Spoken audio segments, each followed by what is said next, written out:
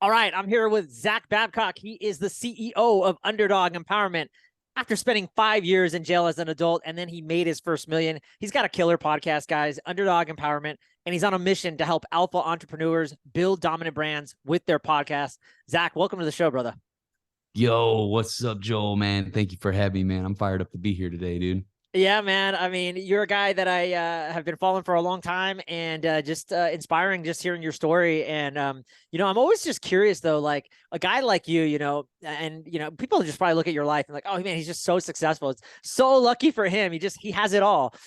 And but I'm curious, like it wasn't obviously that way. And like I'm actually curious to even go back further. Like, what was your childhood like? Ooh, yeah, man. I'll give you the high level version, cliff notes, and then we could dive in deeper if you want. Yeah. Childhood was in and out of juveniles, detention centers, psych wards, rehabs, all that. No dad around. He died when I was 7. Mm. Man, just a lot of trauma, a lot of shit going on. And man, I bet a lot, like I bet a lot of people could relate, like where they couldn't pay attention in school and shit. And then, like they would disassociate and you'd be daydreaming all the time and shit. I did that shit all the time just to cope with a lot of the shit. But it's wild, a lot of the shit that I'm learning about myself now that I'm doing a lot of that work or whatnot. Yeah, and then you fast forward, you go to jail, you get out. I'm just curious, like, what was the self-talk like? Like, what was the conversation in your head at that moment, that maybe sparked the change or to the man who you are now? Yeah, man. So when I got out of prison after doing a little bit over 4 years, I went back after that. But after I did that 4 year, a little bit over 4 year stint, um, I came home with a positive mindset. And I was like, I didn't want to go back. I was trying to do the right thing, all this stuff, but still just wasn't there all the way yet. And I was doing great for 2 years, working a job, but then I was working at a bar and grill as a cook, and then I got this job at this at the Buckle, which is a clothing store, which I was super excited because I was like, yes, I'm able to finally put this shit behind me and move forward in my life. I'm in sales, shit that I love doing because I always hated. I'm the worst employee you will ever find ever. I always sucked at all my jobs. Never lasted, but I liked sales because I could kind of create my freedom a little bit in there. And I always did well with that. So I was excited, man. And then third day on the job, I sold 3,000, whole store to 9,000. Bam, I got a promotion into management. But then a couple days after that, HR found out I was a convicted felon. They said, dude, you got to kick rocks. And so I felt sorry for myself. I gave up temporarily and didn't keep moving forward. I just felt a lot of doom and stuff. I was like, man, I gave in, man. That's what I did. Well, anyways, that led to a tailspin, alcohol, went back to jail 20 days before the twin sons were born. And that was a moment for me, Joel. That was, to answer your question, waking up in jail, learning that I'm getting ready to go back to prison on a parole violation. I'm missing my twin son's birth by 20 days. I said, dude, I'm not doing this shit no more. And so I made that decision right in that jail cell that I was moving in a different direction in my life. Holy cow. Okay, so then you get out, right? Now you're like, okay, now I'm gonna be. This is not gonna ever happen again. This is gonna be the new me moving forward. So what were some of the things? What were some of the steps that got you better? Because again, when I look at your life now, I'm like, dude, this guy's rocking it. His podcast is on fire. He's connected with so many great people. It almost just seems like you got out of jail and then you just connected with all these great people, but I'm sure it wasn't that way. So like, yeah, what were some of the steps that you took to be that person? Well, Joe, I wish it kind of was it. No, I don't. I don't. I'm grateful for everything that I went through and every experience that I've had in life. Man, nah, it did not go down like that. Got out. So, I did the first steps. I didn't know. The only thing I knew, I was like, I'm going in this direction. I don't care what happens. I'm gonna do that or die trying the other. And I knew that first steps I was gonna do to do that was I was gonna have to change my people, places, and things.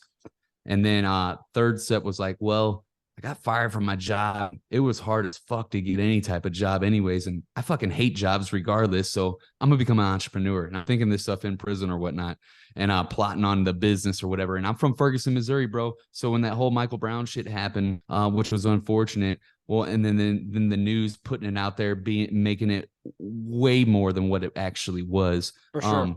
All that shit. I'm like, well, dude, this is in August of 2014, and I'm getting ready to come home. I'm like, dude, I'm gonna make these wristbands that say "I Heart Ferguson" on them and these T-shirts and sell them door to door because I got a lot of door to door sales experience or whatnot. That's a hell of a business model, by the way, that never took off, but that was the goal, man. So those were like the first steps or whatever to start heading in this direction. But yeah, to keep it short, man, I got out and it was a tough go, and we can go into that too. I just don't want to hog the mic up. I want you to hog the mic up because I just find like it's fascinating. Because again, when I look at your career, it just seems like, oh, this guy gets out of jail and out of nowhere, just boom, blows up. He's interviewing Andy Frisella, he's interviewing Brad Lee, and I'm just wondering, well, how about this? What got you into podcasting or thinking like, oh yeah, I can do this? That's an excellent question because they both tie into what we were just talking. So got out of prison, couldn't get a job anywhere. I was looking for a job to fund that idea of the wristband thing that I was talking about. Couldn't get a job anywhere for 2 months, started network marketing, did that for 2 years. It was excellent, awesome, learned a whole lot, and was able to create almost a $2,000 a month residual income in it. But network marketing isn't me, man. You know what I'm saying? That just ain't me. Yeah. So I left that, man. And, I did that for 2 years. Then I left that to start what I'm doing now. And for the next year and a half, so we're looking at 3.5 years now, getting out of prison, I ate shit. Nothing. No, like, dude, just ate shit. Dude, it got bad too, where bills were backed up, credit cards maxed out, water shut off. We got 4 kids, like tough, right? And that just kept going. And I started the podcast because I didn't even want to do the podcast, man.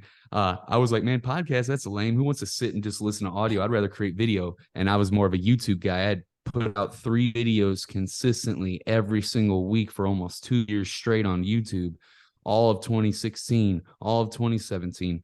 And so I was like, all right, let's fucking do this podcast shit. We're throwing more shit on the wall just to see what would stick.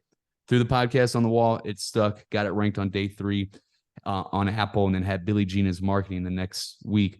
So say one more thing and then I'm done. Before the podcast, anytime I tried to collaborate with anybody, man, nobody was taking me seriously. Dude, there's so many messages like where I'd send out to other like entrepreneurs trying to collaborate with them on Facebook, and you could tell if they open the message or not. So many people just leave the message open, not get back to me. Whether they were busy or not, or they just didn't want to collaborate with me, I felt like nobody was taking me seriously, and that shit was pissing me off. And I was like, I don't care. I'm gonna keep going. So fast forward to the podcast. In 1 week, I went from nobody giving me a chance to having Genius Marketing on the show, and then just scaled that shit the fuck up since, man. So it was a game changer for sure. Because I did want to ask you because what you do now is you help people like myself and other really good podcasts build dominant brands, scale their business, get to the top of iTunes, et cetera, et cetera. Was that your aha moment then back then? Like, holy shit, like podcasting is a great ROI if you want to build a dominant brand. And is that why you kind of just from that moment, was that like your aha to like, let's double down on this podcasting thing because people now care about me? Bro, you asked some really excellent questions, man. And to answer that, no, it wasn't, believe it or not. It's like sometimes when you're in the bottle, it's hard to read the label on the outside. And that's what it was going on with me. And I was, I started getting some traction finally. I got the podcast ranked. I'm interviewing like rock stars. I'm starting to connect and collaborate, and more opportunities are starting to come my way. I'm starting to get speaking engagements, but I didn't have my offer dialed in yet. And so I was making anywhere from like $200 to $800 a month in affiliate marketing income, if that. And, that's not enough to feed a family of 6. No. Well, it wasn't a family of 6 then. So Lindley wasn't born yet. So it was family of 5, but still wasn't enough to feed a family of 2. No, definitely not. But, yeah, man. So I still hadn't figured that out until a year later. And how I figured that out, I went out to an event to speak through the podcast. That was an opportunity I got through that. So that was awesome. And I shared my story the first day. It was a small mastermind, about 20 people in San Diego. And then Marshall Gillen was running it. And then he asked me to come up and say, hey, can you come up tomorrow and just talk about podcasting, what you do for podcasts? I'm like, yeah, man, sure. Did it. And everybody's eyes were lighting up. People are asking me questions. I'm like, man, we might have something here. And so I went to the whiteboard, put a podcast offer together because I had already been in a mastermind to learn those skills, and put it out there. And it was off to the races since. I'll end with this. I put it out March 2019, made $11,000 that month. And at the time I was like, oh my God, this shit is real. It works. And like, dude, I was like, that was the most money I've ever made. And I've never made more than $2,000 a month prior to that. And so I was like, mind blown, man. And we just been scaling it ever since, man. I love that. Okay, something I wanted to ask you that you just touched on. How important do you think it is for people when they're listening to this and they're hearing this to actually invest in themselves, be a part of masterminds? I feel like I see so many people so many times, they want free advice, or they just want things. They just think things are going to come naturally. And I don't know about you, but over the last 2 years in just my entrepreneurial growth, I feel like I want to reach out to people like you, and I actually want to pay you money because you get me to places I would never get to and accelerate my growth like way faster. So, but I'm curious for you, is that the same, or like, what do you say to other people that are like, oh, Zach, I don't want to push, I don't want to pay you, or how important is that to be a part of masterminds and invest in yourself? Man, I am smoking what you're rolling. I'm picking up what you're throwing down, all that good shit. However you want to get down, Charlie Brown, man, dude. Absolutely, dude. So I'm going to share a story of when I was just getting it started and the sacrifice and the all in making just to get into the mastermind and what that did for me. And then I'll share fast forward years later where the business is successful and I'm still in masterminds and how important those are to you. So when I didn't have shit, like I mentioned, literally our water was shut off, bills were backed up, credit card maxed out, 4 kids. Like it was stressful as fuck. I went and got a title loan on my Chrysler Aspen, crazy fucking interest rates, just to join a mastermind, Mitch Miller's mastermind, to learn how to create an offer and then write the copy to communicate it to your audience and sell it, right? Yeah. And that was it. And so there was no guarantee. $2,000 a month. I just went and got 4K. So I got 2 months covered. After that, I don't know. And everybody's like, dude, you're fucking crazy. Like, you got a family. How would you do something? Yada, yada, yada. 8 months later, as a result of that, I had a 6-figure business. Then it happened overnight. The next 3 months, I didn't make any money for the next 3 months after I went and did that. And it got even worse for those 3 months. But it was all in. It was like, man, we're going to make this shit happen or we're going to fucking die trying, one or the other. And getting in that mastermind and getting around those high level people, for one, was priceless. That's where it was at. Just all those, because I was the dumbest in the room when it came to what we were talking about marketing. I was the lowest man on the totem pole, all of that by far. Like I'm in there with established business owners that are already at the 6-figure mark, trying to scale to 7. And some of them were at 7 already, going to 8. And so I'm just trying to figure out how to make some fucking money, you know? And so I was definitely in Someone the right help me room. turn my water back on. Yeah. It was an excellent investment, man. For sure. And you know, you also want to make sure you're doing the right one. And fast forward to now, I'm always in masterminds. I'm always in, like, dude, I'm in masterminds because that's where I get to meet new people in person, get to connect with them, figure out how I can help them. And dude, when you do that and you just focus on helping people, you're gonna get taken care of in the process. I've noticed that so much more for myself too. Like I actually get like, I get all high if I can figure out a way to help someone else. It's just, it feels good. And I don't think in any way of like, oh, I hope something comes back my way. I know something will come back in my way, and I'm not expecting it. Just, that's the way life is. And so it's actually really cool to be able to, by doing it, it's coming back. yeah. Yeah, It's so crazy, man. I love your story, and just, you're dead broke, and yet you went out and paid that extra money. And you know, I mean, I talk about a lot about losing my job in the last year, and a lot of my self-talk's too, just been like leaning into that fear. And even when I have no money, I'm still I find myself wanting to invest more, even though I'm like, I don't even have more to invest, but I just, something about it, I know the more I invest, like good things are going to happen. What were you telling yourself? Like, man, like, cause people are telling you you're crazy. yeah. I am a little crazy, but it's okay. I own that and accept it. What do you call it? For me, yeah, it was stressful as fuck, and it was scary as fuck and all that, you know, because I'm thinking about my kids and all that shit. But for me personally, I wasn't scared. I was like, dude, I fucking been through a lot of shit in my life already. Like, I don't give a fuck. Like, this ain't gonna kill me. Even if I don't make this work, I'm still gonna be alive. So I'm gonna be okay. So I was cool there, but I was worried about my family. Yeah. Worried about being able to feed them. But whenever you go all in like that, man, I'm not saying go and make reckless decisions and take crazy risks or whatever, But if you make a calculated risk, I didn't just like, oh, I'm doing this. Like, no, this was a guy that I'd been watching for a while. That's a fucking master at what he does.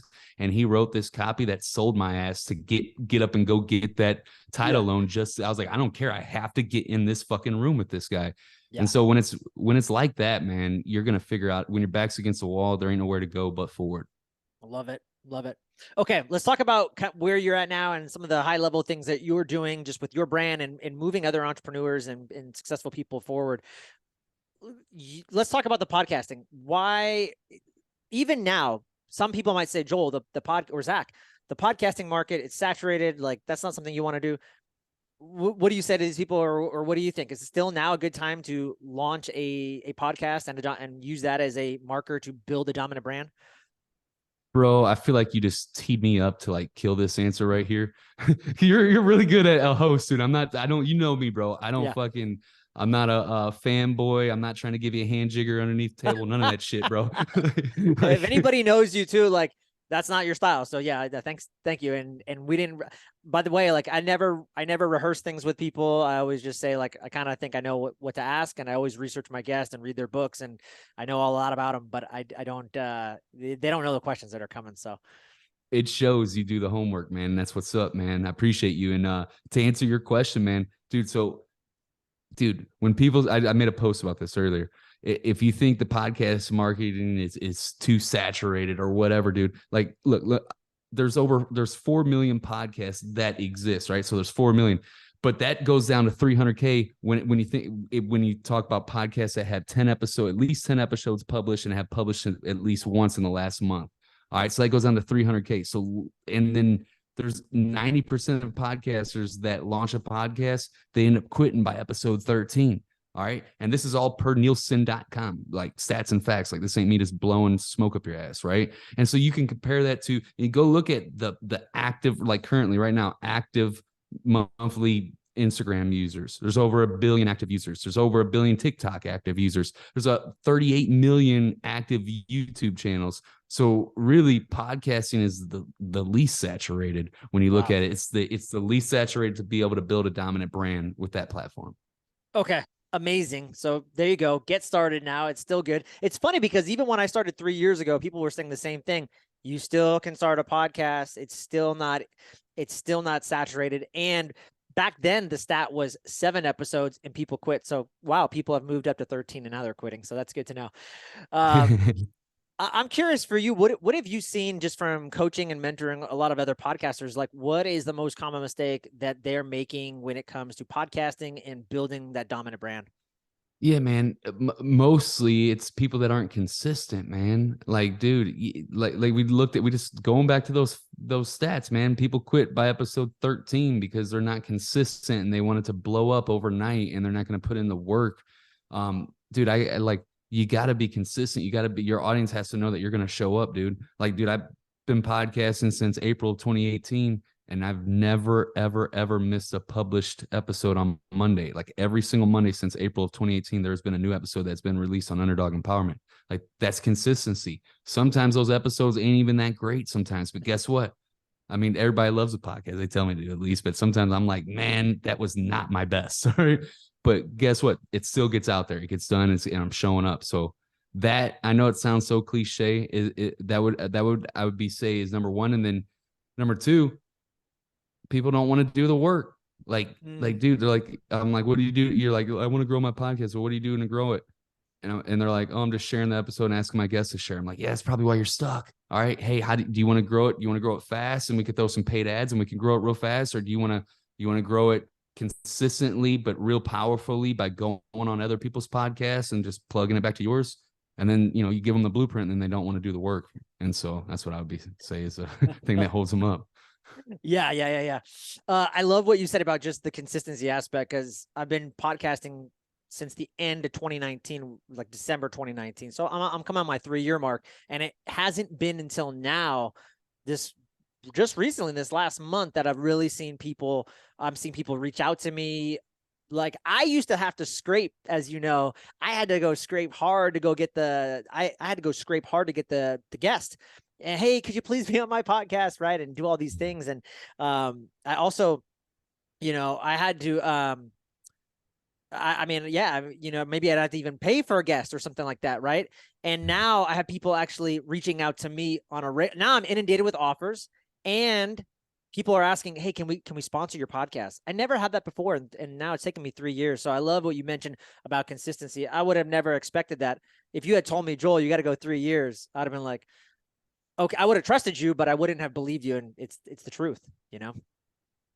Yeah, without a doubt, man. It's crazy, man. It's wild how just being consistent with it over time. Like, and sometimes it doesn't even have to take that long, but still, you're going, and then boom, out of nowhere, that hockey stick puck Yeah. growth or hockey stick growth.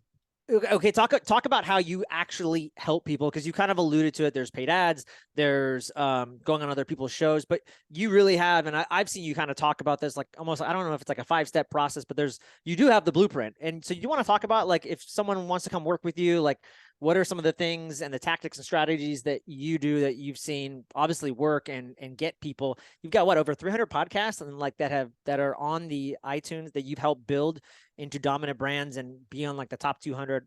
Is it iTunes? I think Apple iTunes. Yes, sir. Yeah, man. Appreciate you. Yeah, dude. So we got the powertrain system, man.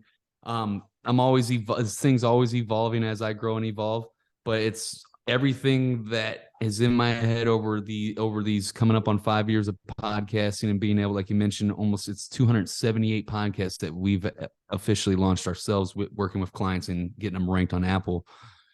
It's a real simple system, man. There's 5 pillars to it. And there's one, the first pillar is like your foundational pillar. It's your content, like your marketing message and, you know, all that. And then everything else after that are all growth pillars, you know? So the first thing we do is we run through the system, right? Is, hey, we get your marketing message dialed the fuck in. And, who is your podcast for? What is it about? Where is it taking them? Why should they listen to you? Answer those 4 W's, those questions, and get it real short, sweet, straight to the point, concise, clear. And then once you got that, everything else is built from there. We focus on then getting it launched and getting it ranked. I could talk about how you actually do all that if you want to get into the details. After we get it launched and ranked, then we move to pillar 3, which is audience, which is the most important pillar of all the growth pillars, because that feeds everything else. As long as you got that strong marketing message, pillar number 1. And so we grow the audience, whether you're going on other podcasts, getting your guests to share by getting a verbal commitment ahead of time, because most guests won't share unless you get that verbal commitment. Getting in front of other audiences, other people's audiences, in front of Facebook groups, whatnot. Using the win at your back strategy, right now, that's, you know, short form video. So take your podcast episodes, chop them up into videos and put them out there on Instagram Reels, all that. Yeah, there's a lot, man. I don't want to keep on talking, but yeah, then we move into like influence, interviewing those type of level people, the high level people, and becoming one yourself, and then obviously monetizing it. Yeah, and just so people know, you had I remember seeing you just start your TikTok recently, and you started with like 0, right? Like we all do. And you posted one video that was a podcast interview you did. I think it got, now what is it, up to 5 million views, but it got you went from 0 to 100,000 followers on TikTok like overnight on one video. That would have been cool if that was the story. It was pretty close. It was pretty but close. That would have been pretty epic. Yeah. I did go from 0 to 90 something thousand real quick, and it was in 60 days exactly. And I worked with Michael Sanchez on that, and he helped me out with my TikTok. He's a beast at TikTok for sure. I paid him at the time. He was severely undercharged. He only charged me $350 for a 2-hour call. I'm like, man, either you suck or you just don't know how to price. Can your I get shit his? Can I get his number? Yeah, I hope. Right. Hopefully you didn't coach him too much. Let me call him up, Michael Sanchez though. Yeah, man, dude, a 2-hour session, and then I just took what I learned from there, and then had 90,000 in 60 days later. So it works. But I did post a video though. I did get back on there recently, about 2 months ago, and I posted that video that you're talking about. A video I did with Patrick Bet David when I went out to his studio and recorded the in-person. I want to talk about that too. Remind me to bring that part about in-person. How this is a golden fucking pot, like probably my best kept secret, and it's not even a secret. I tell everybody, but a lot of people won't do it. But I'm telling you, if you do it, this is how you fucking win in podcasting. So we'll come back to that. Yeah. But it was a video I did with Patrick Bet David back in 2019. Kept it in the archive, and then when we had the capacity with the team to chop up the videos like we do now, made the video, and it hit over 5 million views on TikTok, and it's still like getting views or whatnot. So yeah, man, that shit pays dividends over and over and over again. So crazy. That's amazing. Yeah. Talk about the in-person. Awesome. Awesome. All right. So look, man, I'm a big proponent. Everything I do in marketing, I'm always trying to do it differently than everybody else. Always trying to do, I've been that way my entire life. I've always wanted to be the black sheep, wanted to do things different. But also at the same time, obviously, I'm not saying that I didn't want to fit in with a collective of humans or whatever, because every human does, right? But I always wanted to stand out, all right, and differentiate. And so with that, I looked at it in podcasting right when I got Billie Jean as marketing on. I was like, this is so cool or whatever. And then I was looking at, and I'd looked at this beforehand. I'd see all these people that were they would interview like these big name people. Some people were, but not a lot of people were doing it in person. And I was like, man, if I can get in the same room with this person, I could really build a strong relationship with them for one, and then I'm going to get to be able to ask them any question I want during the podcast interview. So I'm getting mentorship right there from the person that previously was inaccessible. And then I was like, then if I get it on video, then I got those assets for forever and I could do whatever I want with them. I could run Facebook ads to their audience if I wanted to, or YouTube ads or whatever to their channel or whatever, whatever platform we're on. Yeah. I can use those to position myself and continuously post them, to keep my feed fresh. So it shows that I have these associations with these influential people. I can use them for my website, whatever, you know what I'm saying? Like, and so anyways, long story short, the hack is lock in interviews with very influential people. You do that by hustling and blowing up their inboxes through Instagram and their email, and you could find it on their websites and all that stuff. Just Google their name or whatever and figure out how to get in contact with them. That's what I did. And so lock in those interviews and then say, hey man, it'll be even doper. I'll come in there in person and I'll hire a videographer and we'll capture on video and we'll push it out to even more people. I'll even run paid ads on it if I got to, just to get 100,000 views in the first 7 days, just to get you to say yes. Like, do whatever you got to say to get them to say yes. You know what I'm saying? What's the value of them coming on your show if you communicate that? And then when you do that, dude, at the time, this was in 2019, I was going hard. Remember, I launched this business March of 2019. So we weren't balling yet. We were startup for real, first year. Yeah. And I'm traveling all the time over, constantly reinvesting, hiring the videographer, paying for his plane ticket and my plane ticket, covering his food during the whole trip, and going out and getting these interviews. And they didn't pay off right away. A lot of them did, because I would make the posts on Facebook or whatnot. So, and people would be like, damn, or whatever. And then whenever I put out an offer, it just made sense to work with me. But I'm literally giving you the blueprint right here, dude. This works even if you don't sell podcast shit like I do. No matter what you do, go and interview the influential people in your space, and it's going to help you generate a shit ton more business. And so many opportunities come your way. It's ridiculous. I love that you said that. When I first started back in 2019, 2020, I actually had my own rule in my head. I was like, how can I differentiate myself? I'm the new dog on the block. I'm going to only do in-person interviews. And my brother was a videographer, and he still is. So he was like, I had that help. He was cheap labor, but I still had to pay him. And I'm not making any money from this podcast, like you mentioned. And I always would laugh. And I thought to myself, this will be like one of the defining moments, because I'm willing to pay people and I'm not making shit on this podcast. But you know what? No one else is going to fly, like you said, the videographer out. And I still, for 3 years, I haven't made a dime really on my podcast until now. I mentioned sponsorships and stuff are starting to come my way, and I'm starting to evaluate that. But I have, like you said, I've been eating shit forever, but I had such a bigger why of like why I want to do the podcast, that it's like, and I don't think that's why most people, as you know, they quit after 13 episodes. So, and that's why you're getting the traction you're getting now, because you had that, like, I don't give a fuck attitude. We're doing this. We're going to keep showing up and we're going to figure it out. And eventually you keep showing up and you figure it out and you break through. Some people break through pretty quickly. Some people, it takes a little bit longer. Me, it took a little bit longer. I know, like you mentioned in the beginning, everybody talks about like that overnight success shit. Now, it was 4.5 years after I got out of prison before I became a success. That ain't overnight, dude. Like, you know what I mean? So same with you, man. It's that consistency of showing up. Love it, brother. I know we probably have like about 10 minutes or so left, and you got to run to your next appointment. I want to kind of jump into some lightning round questions, but before I do, any exciting projects you're working on right now? I know recently it's been cool to see you launch your own mastermind that, man, I wish I could have jumped out to St. Louis to come see you. And I definitely will in the future. I know you're going to be running that, but yeah, what's exciting projects that you're working on right now? Dude, I appreciate you asking. There's always exciting projects. We've been doing for us, less is more. We've been like removing all these extra projects and just focusing on our core stuff, right? And that's been the mantra. Like, hey, if it ain't simple, I'm not fucking with it. Like I literally been saying, like, if it's not simple, I'm not touching it. But yeah, man, the big exciting project for us, Alpha Dog Pound Live, like you just mentioned, we launched that 2022 July. It's our first event, a first live event. Decided to do it in 45 days, pulled the trigger, and man, we had 84 people show up in the room.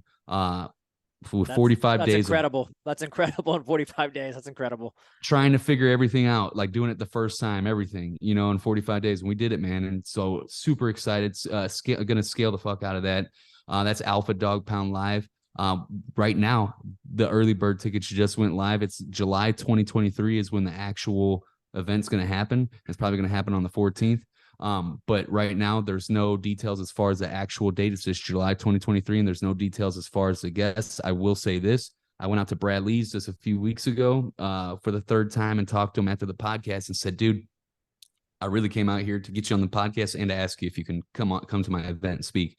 And he said, man, if you throw together a real nice event, I'll come out there and speak. I was like, awesome. So that's a maybe. I'm talking to Sean Whalen, is a maybe. It's not confirmed yet. Michael Burt, it's almost 100% yes. We're not there yet, but I'm telling you, I'm putting together an all-star lineup. All right, it's going to be an all-star lineup. We're going to over-deliver, and we're going to show you how to dominate everything by building a dominant brand. So it's in July 2023. You can go get the early bird tickets now. It's the lowest they'll ever be. They're $200 right now. That's at underdogempowerment.com/events. And they are going up on January 1st. You said $200? Yes, sir.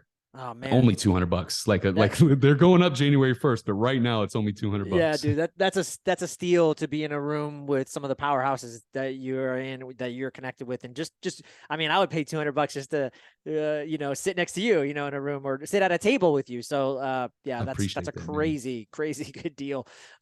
Yeah, people got to jump on that. So all right, cool. I'm gonna follow up with you after the show. That's awesome. Oh yeah. I want to, before we jump into some lightning round stuff, anything else I didn't ask you that you wish I had?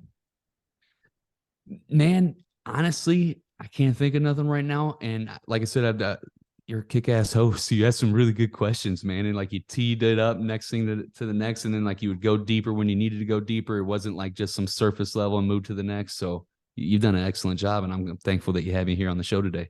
Thanks, brother. I appreciate you, man. All right, let's jump into some lightning round stuff, and we'll wrap things up. I'm curious, man, for you, like, when you look at your life, just what are some choices, or maybe a choice that you made that you think made you who you are today?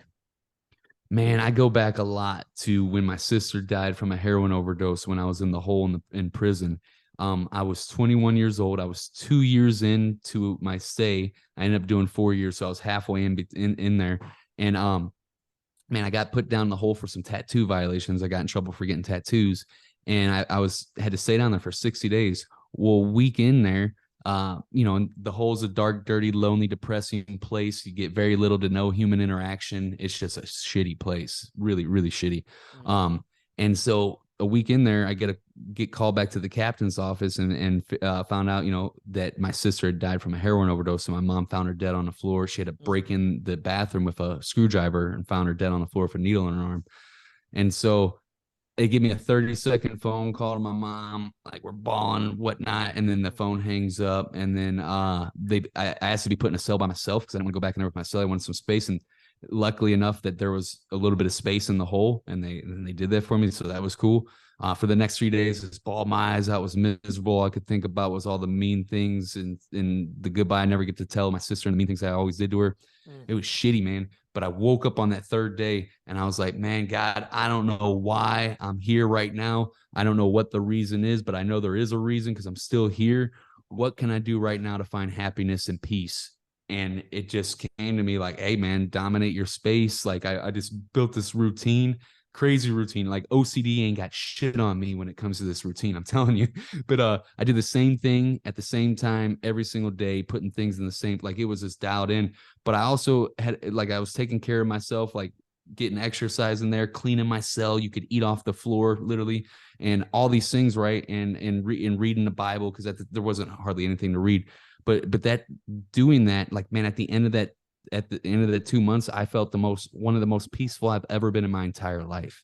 Really. And that was like the moment where I really became like a true man, because before I would really do a lot of things like to try and fit in with other people. And I guess I don't know what the word is, but easily, like, I would do stuff I didn't want to do to be accepted by you a lot. Yeah. And after that, I quit doing that type of shit. And I went back out in the yard, and I didn't like, if somebody was talking about doing something stupid, I would be like, nah, I'm good. I'm not doing that shit, you know? Yeah. And so that asking the right questions in that critical moment, because I could have asked the wrong question. I could have been like, oh, why is this gonna happen to me or something, you know, and then I'd have got a shitty answer. But I asked the right question. I said, what can I do in this moment right now to find happiness and peace? And I got the answer. And so, Huge. yeah, man, that was a critical moment. I draw back to that a lot. Wow. That's incredible. I'm curious, man, like you are, you know, you're surrounding yourself by just so many just good people in the business, entrepreneurial mindset, health space, everything. And you're doing so much yourself. So who inspires you? So many people, man. Really, my mom, number one, like this is the way how she lived her life or whatnot, even though she's gone now. But my wife as well, like just the way how she leads our family and how she shows up and does all the things that I'm not great at, but she holds the fort down like a mofo.